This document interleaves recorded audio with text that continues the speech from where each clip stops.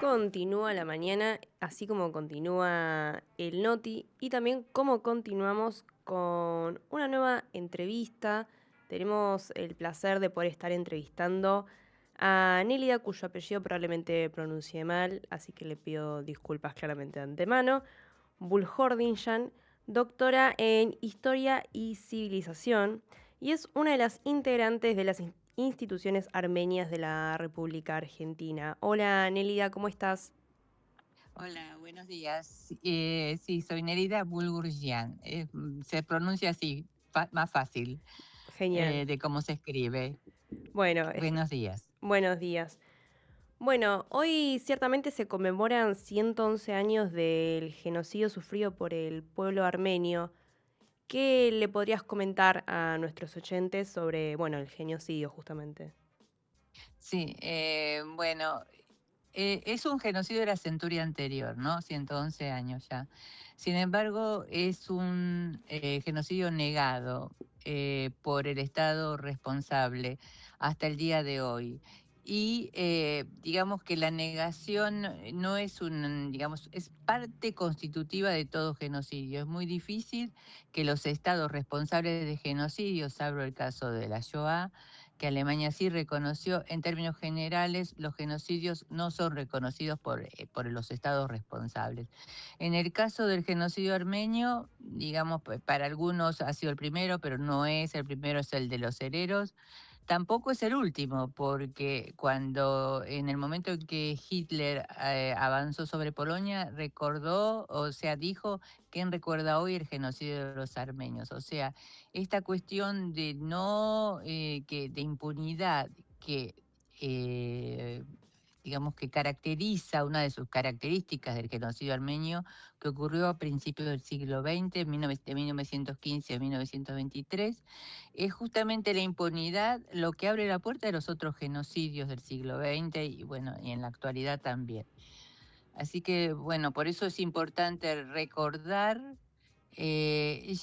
Yo no me animaría a decir para que no se repita porque se sigue repitiendo, pero al menos la recordación, la memoria da herramientas como para un futuro, para poder, digamos, inducir a las nuevas generaciones sobre digamos, lo negativo que significa esto de no reconocer un genocidio, no reconocer al otro, a la identidad del otro, a la memoria del otro. Eso es como una introducción, digamos. ¿Y por qué es que se Eh, elige el día de hoy para conmemorar? eh, sí, el día de hoy, el 24 de abril, es porque en la noche del 23 al 24 de abril de 1915, el gobierno de los jóvenes turcos, que son los que estaban en ese momento en el poder y que empezaron siendo, digamos, liberales en el sentido de más abiertos, más democráticos, sin embargo, después fueron evolucionando hacia un turquismo excluyente. Cuando digo es un nacionalismo excluyente, que significa que las minorías con las cuales primero habían convivido con cierta paz, digamos, llega un momento que estas minorías, digamos, al pedir reformas, mejoras la situación, son vistas como enemigo, el enemigo interno. Y es ahí donde comienza, digamos, el plan de exterminio, que quiero aclarar que no afecta solamente a la población armenia del Imperio Otomano. En el mismo momento se produce el genocidio de los asirios también. Entonces, la idea era la eliminación total de la población no turca y que quedaran una población netamente turca. Y es lo que pasó y se perfeccionó, se completó a partir de Mustafa Kemal con la creación de la República de Turquía. O sea, lo que son los héroes nacionales para Turquía hoy, si los que viajan a Turquía verán por todos lados el busto de Mustafa Kemal, Kemal Atatürk, bueno, son justamente los responsables de que los armenios no vivan ahí, solo una minoría vive en Estambul, que mayoritariamente sea la población turca y musulmana también, o sea que el 95% de la población de Turquía actualmente, que se muestra como un país democrático actualmente con Erdogan a la cabeza, democrático, abierto a las minorías, es una mentira que se vende, que algunos países compran, pero simplemente porque siempre se trata de la economía, siempre se trata de los intereses geopolíticos y demás. Entonces, bueno, y ese genocidio en 1915, que todos los descendientes pensaban, bueno, quedó allá, cuando se recordaba, decía, algunos pensaban, bueno, es tema del pasado.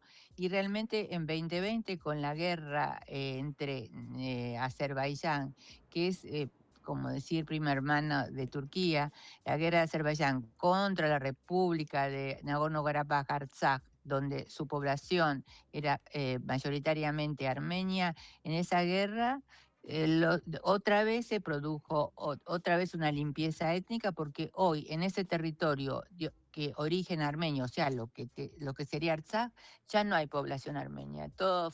Ahora actualmente se convirtió en parte de Azerbaiyán. O sea, ¿por qué recordar? ¿Por qué recordar? Justamente porque los genocidios no terminan, continúan. Y en el caso armenio, algo totalmente inesperado que ocurrió en 1915 tiene proyección en el presente. O sea, van contra todo aquello que tenga, me refiero a Turquía y Azerbaiyán, de lo armenio en la región del Cáucaso. ¿Se sabe cuándo y cuánto más o menos población armenia llegó a Argentina? Mira, si mirás los escritos comunitarios y demás, eh, en cuanto si miramos la lista de pasajeros, porque hay un trabajo, hay un libro que se hizo, de acuerdo a esa lista habrían llegado aproximadamente 20.000, pero esos fueron los que entraron, digamos, legalmente por el puerto de Buenos Aires. Eso a principios del siglo XX. Lo que pasa es que después hubo otras oleadas, ¿no? Una que es directamente consecuencia del genocidio de 1915 y otra que vino después de la Segunda Guerra, de armenios que después del genocidio fueron a Grecia, o de armenios que después del genocidio fueron al Líbano o incluso a Europa y demás. O sea, es muy difícil. Y en cuanto a estimar cuántos son actualmente los armenios, también es difícil, porque ya estamos hablando de tercera y cuarta generación, o por ahí hasta quinta, entonces quiere decir que ya son argentinos. Y después, si decimos, bueno, ¿cuántos se identifican? Bueno, es una cuestión identitaria, y ya es más compleja digamos, medir cuántos son. Se hacen estimaciones, las más altas son de 100.000, 150.000, algunos hablan de 20.000. Yo no me animo a decir una cifra porque no sería exacta. O sea, no se hizo, o sea, como un censo. Si vos me decís cuántos vinieron de Armenia en 1991, luego de la creación de la República de Armenia, podríamos estimar actualmente en unos 2.000, 2.500. Pero digamos, con respecto a cuánto es el número de la comunidad armenia en Argentina, por todo lo que te dije, es muy difícil decir un número salvo solo estimaciones. Bien, y ciertamente el genocidio es reconocido por el Estado argentino. ¿Cómo fue esa historia de reconocimiento?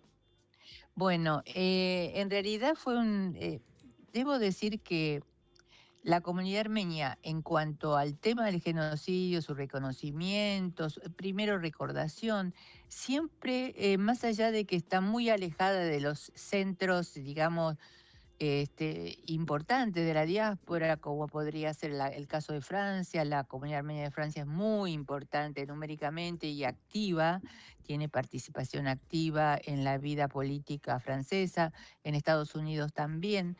La comunidad armenia en Argentina está conformada por personas, digo yo, que han necesitado, digamos, estar alejadas de todo lo terrible que pasaron. Vinieron a Argentina, encontraron un país que los recibió con una política migratoria abierta, con la posibilidad de desarrollar sus vidas, establecer sus instituciones, sus escuelas, Y entonces fue una comunidad que pudo trabajar sobre el tema, ¿no?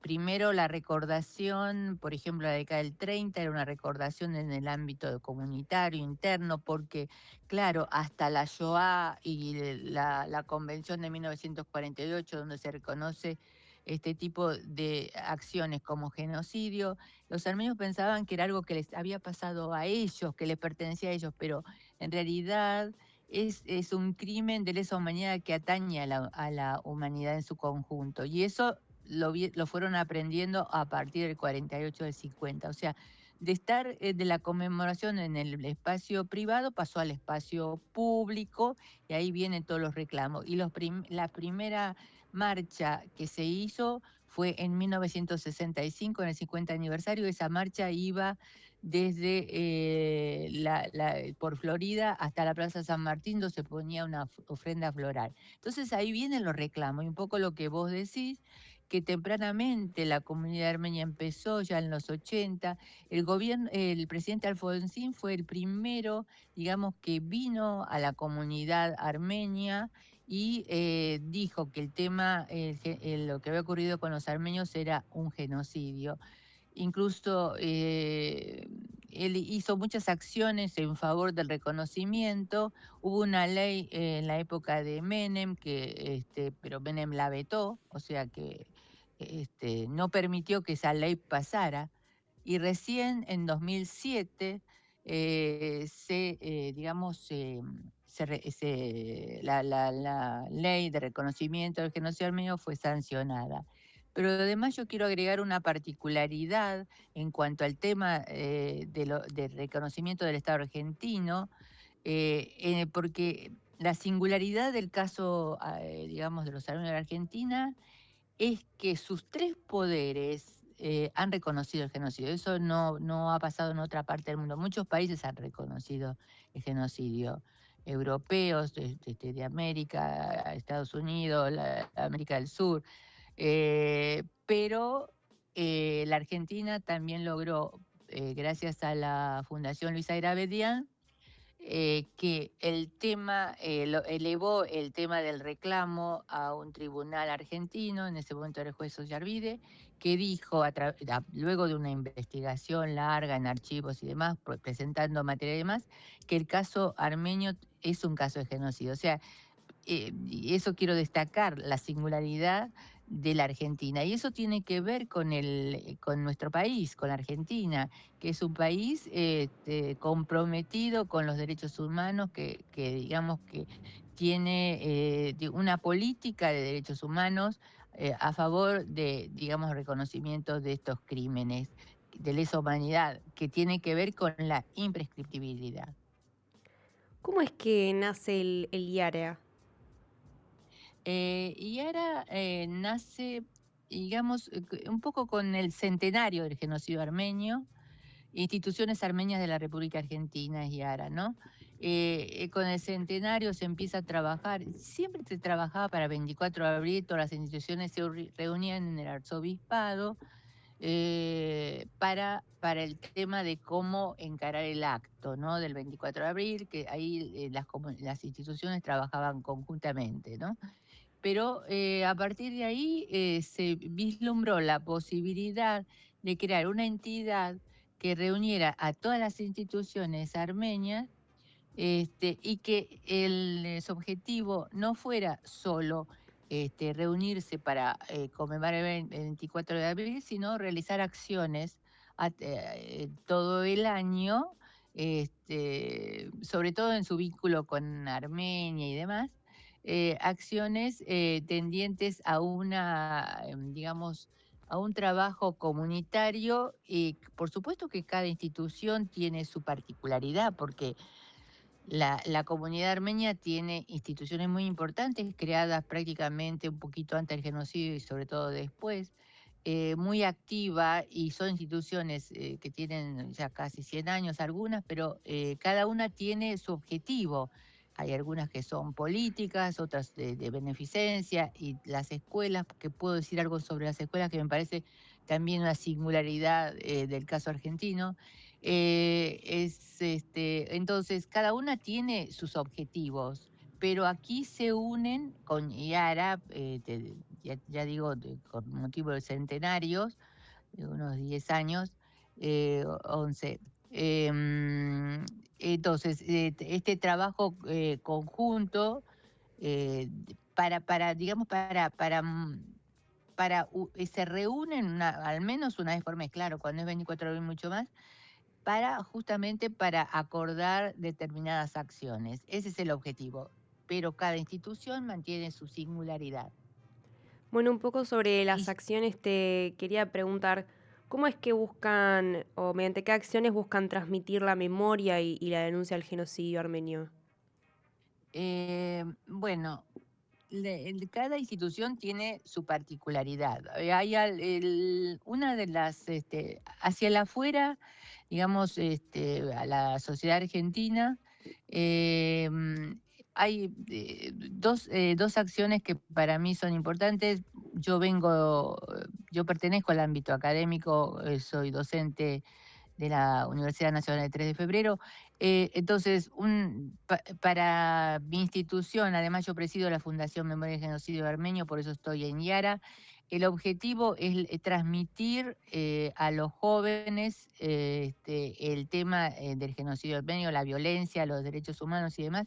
Y para eso promovemos clases, conferencias, charlas, publicación de libros. La comunidad armenia de Argentina también tiene un largo camino recorrido en la publicación de libros, traducciones muchas veces de artículos de historiadores importantes, sobre todo historiadores turcos y demás. O sea que para el afuera, digamos, para la sociedad argentina, una de las acciones como fundación yo como docente que hacemos es eso, o sea, sobre todo la actividad en la universidad y demás. Ahora, después están instituciones, sobre todo las políticas, las que pertenecen a los antiguos partidos políticos armenios, que aquí toman la forma de asociación cultural, porque por supuesto que en los estados los partidos extranjeros no pueden funcionar como tal, eso pasa en Francia, Estados Unidos, en la Argentina. Entonces, las que tienen más una perspectiva política, tienen contactos con los políticos, logran declaraciones en el Congreso, en la legislatura, declaración de interés, ese tipo de acciones. Las instituciones que son benéficas también realiza, por ejemplo, hay una institución que se llama HOME, Sociedad de Beneficio. Es una sociedad benéfica.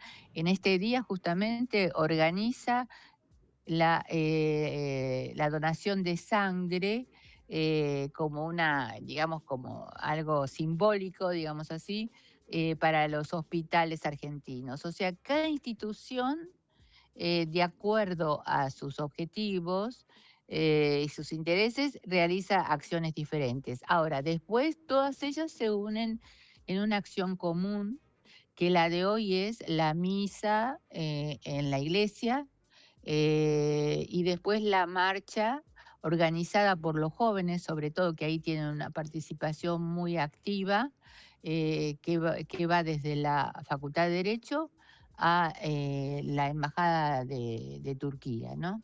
O sea, digamos, como yo lo que quiero transmitir es que cada institución, de acuerdo a su perfil, realiza determinadas acciones, que después todos se unen en el 24 de abril y algunas otras actividades que va a haber más adelante. Bueno, justo un poco lo nombraste, pero te iba a preguntar sobre las actividades que iban a tener hoy, justamente, bueno, siendo 24 de abril.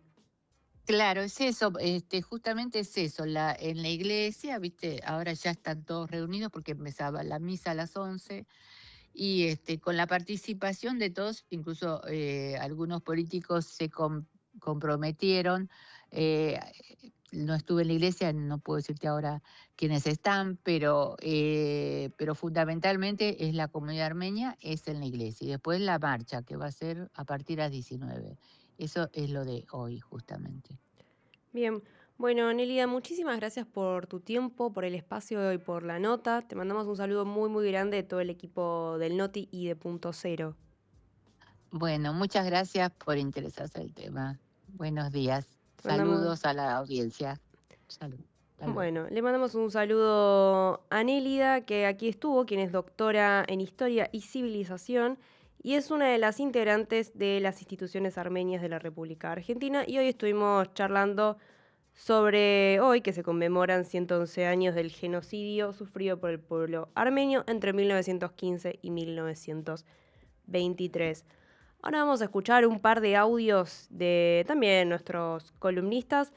Uno es de Ale sobre economía y el próximo va a ser sobre Nicolás Fuentes, sobre Fórmula 1 y un evento que va a estar tomando parte en Capital Federal, que entiendo que va a estar muy, muy bueno.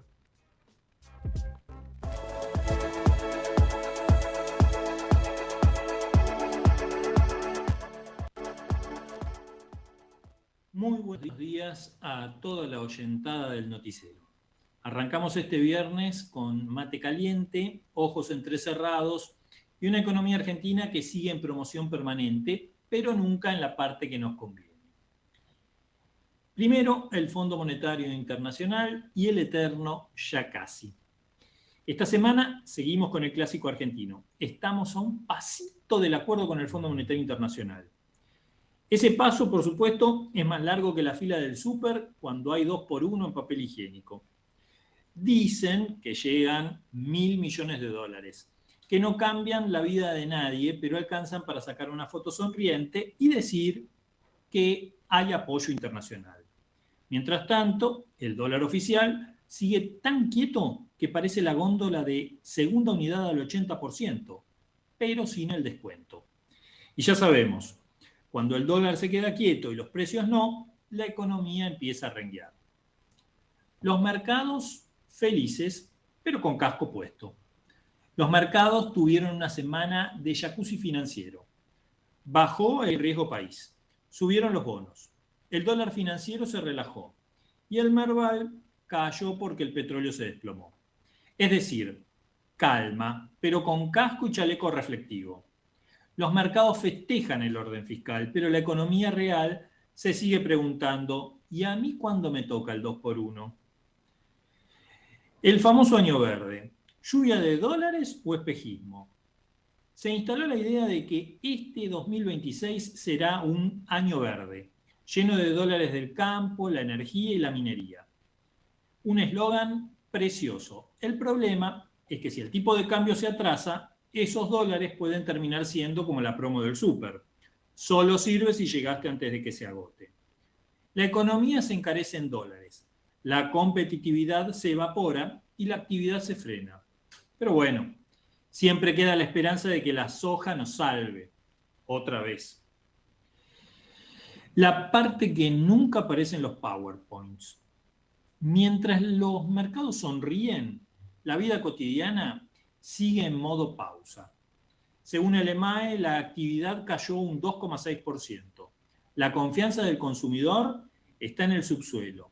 Y el gobierno pateó pagos por 2 billones de pesos para cumplir con las metas fiscales.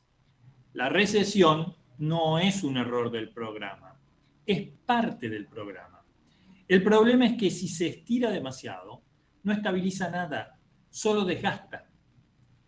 En síntesis, y para hablar en criollo, el acuerdo con el Fondo Monetario Internacional da aire, pero no resuelve el problema de fondo. El tipo de cambio es el corazón del asunto. Si se atrasa, todo lo demás es maquillaje. Los mercados pueden festejar, pero la heladera no. Y la pregunta que queda flotando es simple. ¿Cuánto tiempo se puede sostener un plan que estabiliza los gráficos, pero no la vida real? Amigos, esto fue la economía de a pie para toda la oyentada del noticiero, donde la macro se explica cómo se vive, sin filtro, con mate en mano y esperando que al menos la segunda unidad venga al 80%. Nos seguimos viendo la semana que viene con más economía de a pie. Buenas, ¿cómo están? Mi nombre es Nicolás Lafuente y les paso a comentar todo lo que tienen que saber del roadshow que hará Franco Colapinto este domingo por las calles porteñas. Después de 14 años, la Fórmula 1 regresa a la ciudad con esta exhibición callejera del piloto de Alpine en el barrio de Palermo. El circuito tendrá un trazado que comprende Avenida Libertador entre Bullrich y Casares e incorpora la Avenida Sinclair, Casares, Ugarteche y una sección de la Avenida Sarmiento atravesando el Monumento a los Españoles. A partir de las 8:30 de la mañana el público podrá ubicarse en los sectores habilitados. La presentación de Franco será con 4 salidas a pista. La primera de ellas será a la 1 menos cuarto, cuando Franco realice la vuelta inaugural al volante del Lotus E20 del 2012 con motor V8 y la estética del equipo Alpine. La segunda salida será a las 2:30, un hito histórico, ya que Franco saldrá en la Flecha de Plata, el legendario Mercedes que manejó el 5 veces campeón del mundo Juan Manuel Fangio. La tercera vuelta sería a las 3:15, nuevamente con el Lotus E20, que servirá de cierre a la presentación en monoplazas. Y la última vuelta será a partir de las 15:55 en una recorrida sobre un bus descapotable para despedirse del público. Durante el evento habrá entrevistas, DJs en vivo, estará la Orquesta Sinfónica de la Ciudad a partir de las 11 de la mañana y el evento también contará con escenarios, pantallas gigantes para poder ver las vueltas de Franco desde distintos puntos de vista. Los esperamos a todos, se espera muchísimo público, así que ahí estaremos todos presentes para ver a Franco Colapinto en las calles porteñas.